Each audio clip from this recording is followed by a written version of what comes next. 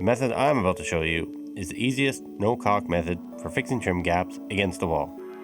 After carefully measuring and mitering your trim boards or casing, you go to nail them on, only to find out that the window or door jamb you're about to install them on is out of flush to the wall, leaving a huge ass gap between the wall and the trim. And be honest, did you just say, F it, and whipped out your caulk to make it stop after making thousands of cuts on a miter saw? I can honestly tell you that there's a better way. Let's get into it. Common problem. Probably most of you had if you've ever installed trim work around a door or window. Go ahead and put it in, get your miter looking half-assed decent, and then you go around to the side and holy shit, there's a gap.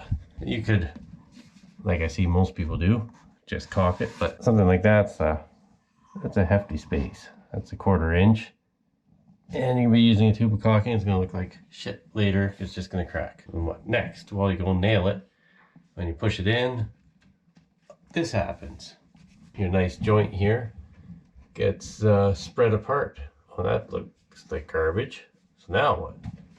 Get some sort of spacer or shim. It could be a nail, it could be a wood shim like this.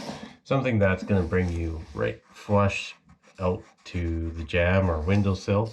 In this case, this shim at the very edge here is right flush to the edge here. We're going to use this as a spacer. So let's have a closer look at what's going on here. Pretend this is my window that's sticking out past my drywall.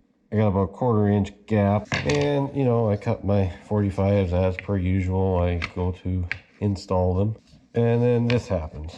So as I try to keep it tight along here and tight along here, and same with this one, there is no way that I'm going to get this gap to ever close. If it was sitting flat like it should be, my cut's gonna look nice and fancy and close up pretty nicely. So to mitigate that, you gotta figure out how much your jamb or your windowsill is sticking out past your drywall. So you just want to grab some sort of shim that's going to be the same thickness as the difference between your drywall and your jamb. In this case, it's about a 1/4 inch.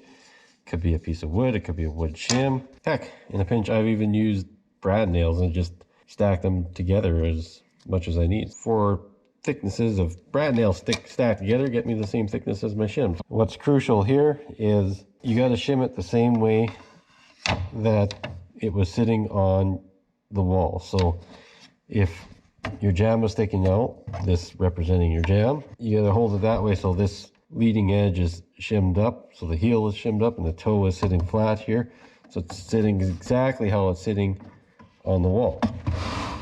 And then just move it to 45 and make your cut. And same thing on the other side. After doing that, how did it work?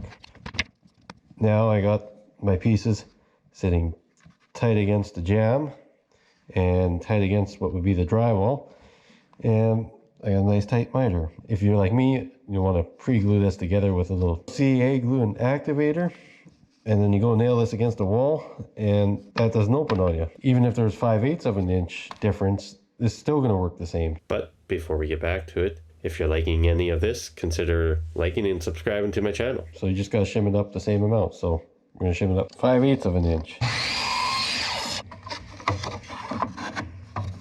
1. Drum roll, please. Son of a bitch. I'll fix you. And again, let's have a look. So 1, and oh, would you look at that? She works. Tight against here, tight against there. After doing all that work, if you try gluing it together down here, your miter's never going to fit together. You're defeating the purpose. So you got to be able to lift it up and hold it the same way. So again, having a shim under this corner, shimmed up the same amount, so you get a nice tight miter.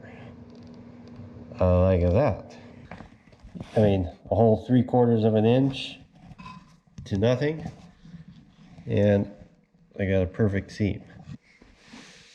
If it was out that much, there is going to be a slight problem.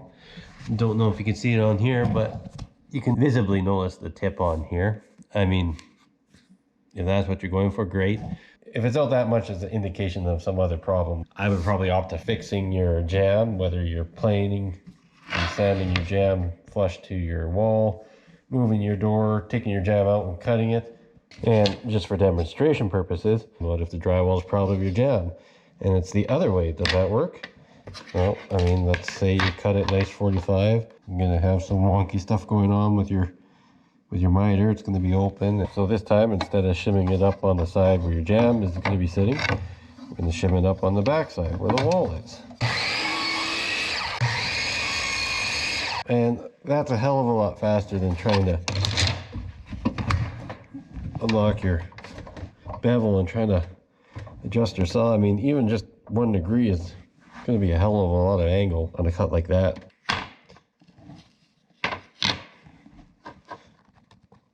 And holy crap, well, you know it works. Glue this together beforehand.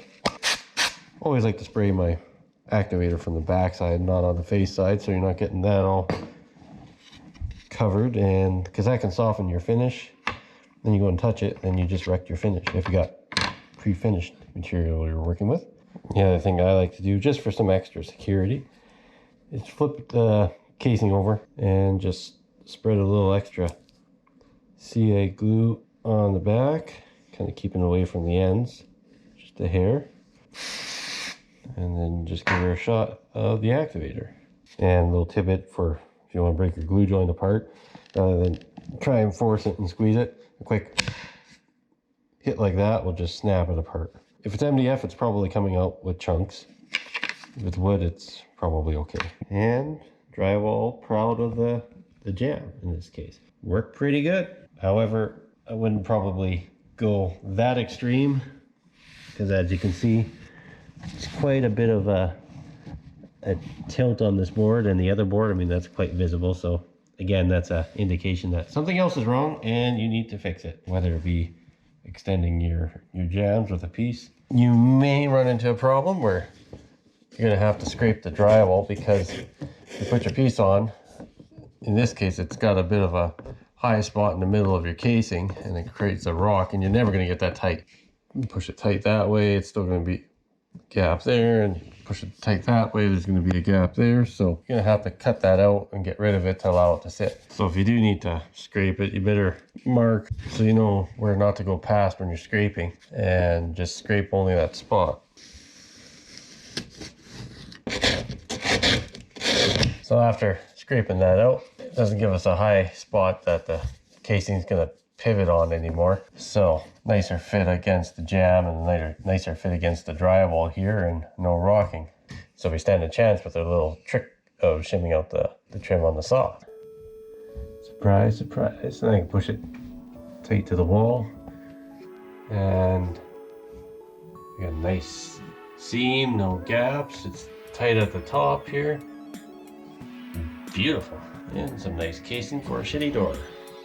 Let me know in the comments if any installs you've had have done you dirty before. And if you found this video useful, I'm sure you'd find a couple of my other videos useful too. Consider liking and subscribing. Thanks.